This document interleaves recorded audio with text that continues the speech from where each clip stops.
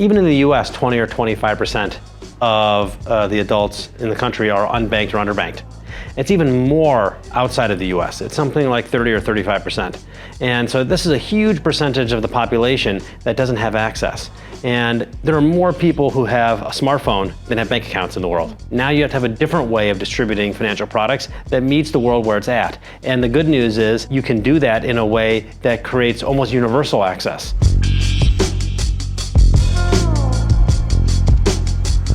Charles, so great to have you on the Defiant finally. Yeah, it's great to be here. Thanks for having me. So Charles is the co-founder and CEO of Paxos, one of the OGs in the blockchain space, maybe best known for issuing different stablecoins, Paxos' own stablecoins, PayPal stablecoin now, and you've always been very much kind of focus on compliance, being a regulated blockchain company, and that's allowed you to have different partnerships with big financial institutions. And so you just announced a couple of partnerships here at the Stellar's Meridian conference. Let's start with the Stripe partnership. What's that about? Well, the Stripe partnership is really exciting. It's the first customer to use our stablecoin movement platform. And that's allowing, in this case, Stripe, but any merchant acquirer or payments company could come in and enable stablecoin payments for different types of merchants. And this has been, really instrumental partnership for us to get the product launched. And it's been a really great success so far. They just gotten it live. There's different people in 70 different countries who are already using stablecoins to pay different merchants, which is really cool. And the whole idea is that stablecoins are not just for the crypto ecosystem, it's also part of the real economy. And it's part of the online economy. And it's about being able to use a stablecoin wherever you are to be able to make a payment to a merchant. Eventually, it's also maybe even to enable which is called pay-ins. And it could also allow payouts in the future too, where a merchant needs to be able to pay their suppliers or to their creators or whoever it might be. And this is really about changing how payments works for people all over the world. So this enables merchants who use Stripe for payments to also be able to accept stablecoins. Exactly, right? Yes. So on the retailers or the individuals side of things, do they need like a special kind of wallet? Like how are people actually being able to pay with crypto? They don't need to have a special wallet. All you have to do is have a stablecoin. And in this case, it's USDC that's accepted. And so you have to have USDC, but if you have USDC and the merchant has enabled the acceptance of stablecoins, then you can go ahead and pay. So really it's about the merchant turning it on with Stripe, in partnership with Stripe, and the customer or consumer having USDC in their wallet. It doesn't matter which one. So like you could have USDC on MetaMask or like Coinbase. Exactly. On your phone, and then you'd get to like the point of purchase. You get the checkout, and now you have a checkout option, which is stablecoin, USDC, and that's what's really awesome. And Stripe obviously has a huge merchant base. As they sign up for this product, they'll be able to now have stablecoins as a form of checkout payment option. That's super exciting. So, give us an idea how many merchants are using Stripe as a payment rails? Well, we just got it. I think they have 400,000 merchants or something globally. How many have now enabled stablecoins? I think, it's somewhere between 50 and 100. We're just, very early days yet. Okay. It just launched, so they're getting there. So this is like a great uptake so far. And then it's about, of course, scaling from here. PayPal recently started issuing their own stablecoin with Paxos.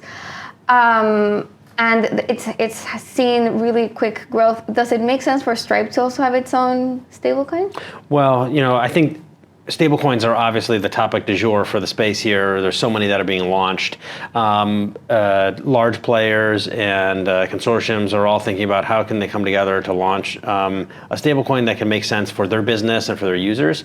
So I'm sure Stripe is thinking about it just like everyone else is. I'm not sure exactly which direction they might want to go. It made a lot of sense for PayPal to do it, given that they have both a consumer network and a merchant network, and they're obviously such a large global brand.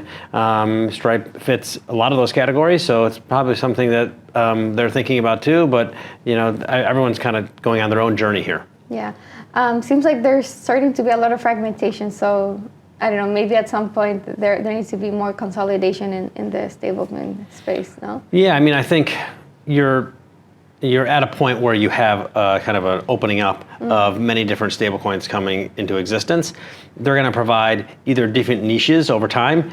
There's probably not going to be a lot of scaled stablecoins, maybe 2 or 3, probably ultimately when you get to an end state. But between now and then, there's going to be a lot of product discovery that happens with a lot of different types of stablecoins that are in the market. And maybe a right analogy would be there's a lot of different types of credit cards, and that's kind of like having a stablecoin, which are interchangeable. And it's like a prepaid card or a loyalty card. Could be like how someone's stablecoin is. And so you could have a lot of utility for having smaller stablecoins or internal stablecoins. And then you have broader stablecoins that are kind of the big networks that are connecting everybody. You also just announced a partnership with Stellar. Can you talk about that? Yeah, it's really exciting. So Stellar has a really important place in the blockchain ecosystem, especially around payments and certainly around the global south. And we're excited because we're bringing our regulated stablecoin to the Stellar platform. And to me, being able to democratize access to dollars is what stablecoins are about. You also want to be able to try and democratize access to interest, what some of our products do as well. And bringing that into the Stellar ecosystem is really about enabling payments to a set of use cases that are very similar to like what we've done in other places where it's about the real world crossover. To me, the crypto ecosystem is awesome, but it's just one piece of really replatforming the whole financial system. And Stellar is helping to bring the financial system to people who have been excluded because they're living in developing or emerging markets somewhere in the global south. And we really want to make sure that we're a part of changing the access for our assets to that type of user. Awesome. So what does that mean? Like your assets, like Paxos USD, PayPal USD, what you have the gold-backed token, like the gold assets issued by Paxos are now available on the Stellar blockchain? We're going to bring them, yeah, exactly. So the most important assets we have are, like you mentioned, our Pax Gold product. It's about $500 million of gold that has been tokenized. That's widely understood and utilized in a lot of emerging markets as a store of value. We have PYUSD, USDP are 2 stablecoin products that we have out of New York. And then we have USDL, which is the Lyft dollar. And that's our newest stablecoin. That's out of Abu Dhabi, fully regulated, just like we have our other assets. And what's different about USDL is that it pays interest every single day. So it pays interest. The risk-free rate gets passed through to any holder daily. It just accrues in your balance. So we have different types of stable coins from different places. They serve different types of customer needs. It's very exciting to be able to have a yield-bearing stable coin because it democratizes interest. In traditional stable coins, it democratized access to dollars. And you really need both as you try to think about having a financial system that is really inclusive and safe and that creates an ability for everyone to participate. Okay, so that means that anyone now that's that's transacting on Stellar will be able to do that, to use these coins natively on that blockchain. And to you, that's exciting because of Stellar's focus in emerging nations. Exactly, because if you think about a lot of those countries have unstable currencies. It's difficult for you to be able to get a return that you can feel confident in or safe in. And being able to bring assets that create a store of value effect, whether it's gold or dollars, you're bringing assets that could generate safe return. Basically USDL is essentially T-bill returns for the holder, paid daily. That's a whole different mechanism for those types of users and participants to be able to be part of the financial system. And that's where there's a real need. Even in the US, 20 or 25% of the adults in the country are unbanked or underbanked. It's even more outside of the US. It's something like 30 or 35%. And so this is a huge percentage of the population that doesn't have access. And there are more people who have a smartphone than have bank accounts in the world. Mm-hmm. It's kind of bananas. You know, it's really just almost unbelievable that there are more people with smartphones that only existed for 15 years. Huge opportunity, right? Yes, and I think that's the whole point is, well, there is a different way to distribute financial products and create financial access than the way we've been doing it. Because the way we've been doing it kind of is like the post office.